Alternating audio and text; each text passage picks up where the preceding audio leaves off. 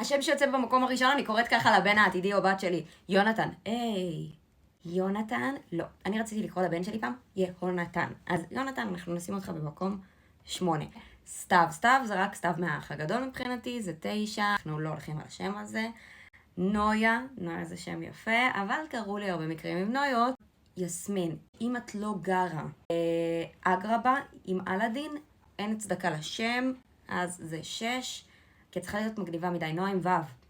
נועה עם וו הן שונות מנועות עם בלי וו. זה סנקציה אחרת של בנות אדם. את במקום 4. בואו נראה. מיקה. מיקה זה מרגיש לי ילדה, אני לא יודעת אם זה הילדה שלי תהיה שם, אוקיי? אור. לאח שלי קוראים אורי, אז זה קצת בעייתי. הילה זה שם של נסיכות. שהילדה שלי לא תהיה נסיכה. היא תהיה, אבל 2. ליאם. ליאם זה מקום 10.